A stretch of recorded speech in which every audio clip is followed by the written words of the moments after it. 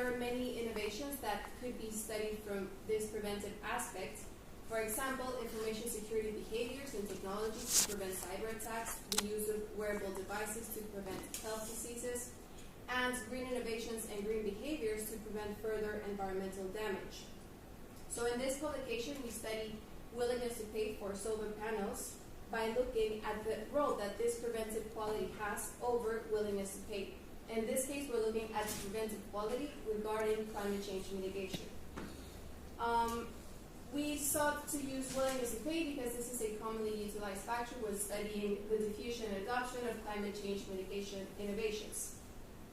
However, earlier studies have shown that predictors of willingness to pay are context-specific, so what explains willingness to pay in one location is not necessarily generalizable to another location. So, our purpose is to study the willingness to pay for photovoltaic systems in Finnish households.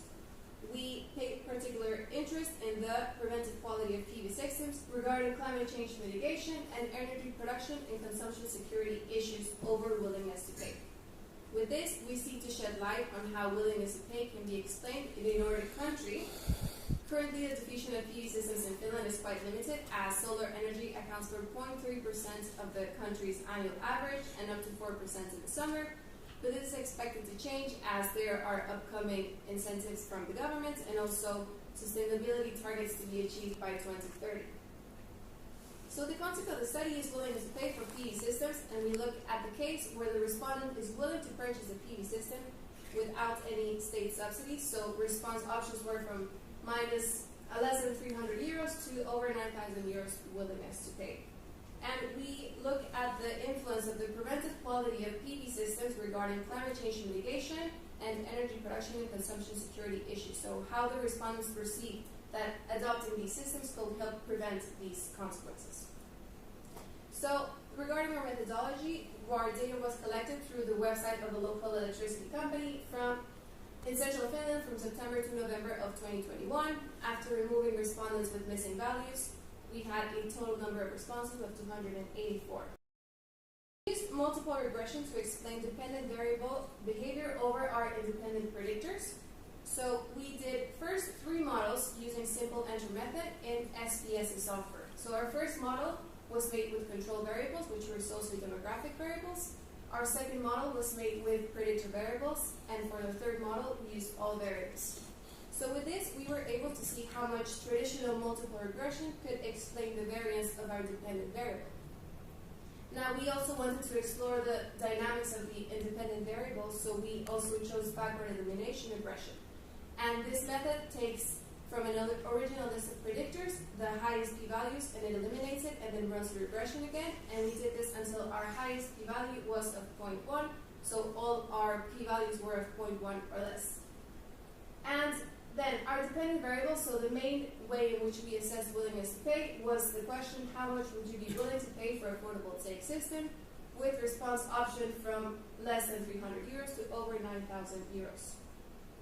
So the rest of our survey questions were based on previous research on willingness to pay for photovoltaic systems in other settings across the world, and they include questions related to the attributes of innovations, values, attitudes towards PV systems, and the preventive quality of PV systems. Except for the socio-demographic questions, which were multiple choice, they were all a 5-point Likert scale. We ran our statistical analysis and SPSS, where we had no issues with multicollinearity, with validity, and no common method bias. So let's look at the results. So as I said, the first model had only socio-demographic variables, the second one independent predictors, the third one all variables, and the fourth one also all variables with backward elimination method. This table shows the model, the significant variables, the adjusted R-square, and the F value. So in our first model, we had 6 significant variables related to demographics.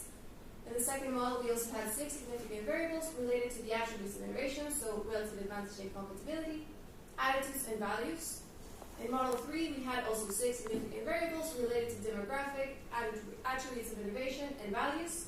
And model 4 had 10 significant variables related to demographics, trialability, compatibility, attitudes, and prevention. By looking at our adjusted R-square and our F value, we chose to interpret model 4 with 10 significant variables, which were gender, age group, household income, type of household. So is it a house or an apartment building, or we have this type of houses in Finland which are called detached houses. So it's like one big house with like two like households. Household management, is it owner occupied or is it rented? Because this determines the decision making autonomy. Attributes of innovations, those significant one will compatibility and trialability. Attitudes about being open and welcoming solar energy. And prevention, so does the perception that adopted PV systems help prevent climate change? So let's look at what these results mean. So again, a little recap. The dependent variable was how much would you be willing to pay for a photovoltaic system. Now the variables of age, type of household, household management, and compatibility were negative and significant. That means they contributed negatively to willingness to pay. Specific highlights here are the type of household and household management. So apartment buildings and rentals, the apartment buildings had a lower willingness to pay, and it's because there's this lower decision-making autonomy, and also the ones that perceived that their location was not sunny enough had a lower willingness to pay for PV systems. Now, the variables of gender, household income, trialability, prevention, and attitude were positive and significant, meaning that these contributed positively over willingness to pay. Gender pointed at fewer respondents having higher willingness to pay, also having a good attitude towards energy system contributed positively. And the variable of prevention, so the preventive quality of PV systems regarding emission reduction and climate change mitigation was a positive and significant factor in the adoption of, the willingness to pay of PV systems. So, as I said before, there have been previous studies on willingness to pay across the world for photovoltaic systems, so we wanted to compare our findings with those that have already been published, and we found some similarities and some differences. Similarities are that in Asia, environmental concerns and having sufficient information about the technology has influenced willingness to pay. The influence of socio-demographic factors is this common finding across the world, and a need for eco-friendly surroundings, which is reflected in our variable of prevention, also influenced willingness to pay in Korea. And differences is that willingness to pay in Finland is not motivated by financial matters because there's not many financial benefits of solar panels in Finland. And this is different as it was in studies that identified financial motives in other locations such as Italy and Britain. And instead in Finland there is this strong component about emission reduction and climate change prevention. So to wrap it up, we looked at willingness to pay for photovoltaic systems in Finland, and our statistical analysis found 10 significant variables that contribute to willingness to pay. Now, we paid particular attention to the preventive quality of PV systems, where we recognize that there are innovations with underlying qualities of prevention, where this preventive aspect could influence their adoption. And we found that the preventive quality of PV systems regarding emission reduction and climate change mitigation has a positive and significant influence over willingness to pay. One limitation of our study is that our respondents were distributed in central Finland, and in Finland the amount of sun and output of solar panels vary significantly between regions. And for future studies, we would like to study prevention as an independent construct that influences the adoption of innovations, and probably also make a similar type of study that has been made across the world, so we can have a similar comparison between Finland and other regions. But despite these limitations, this study provides additional information on how to more systematically analyze the adoption of innovations, where we recognize that the preventive quality of the innovation could shed light on how to influence the rate of adoption of innovations. Thank you.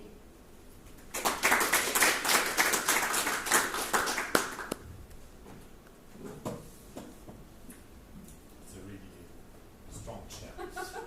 We need to get out of this comfort chairs. Are there any questions from the audience?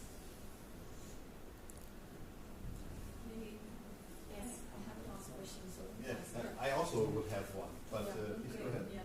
So can you go to the findings? Yes. You said the financial matters, the next one. Yes. The financial doesn't matter, right? The motivation Yes, is not it- financial. Is it because you didn't compare solar with any other renewable energy? Is that why? Or I did not make a comparison, that is true. I just looked at solar panels and willingness to pay for it. Also, some of our questions where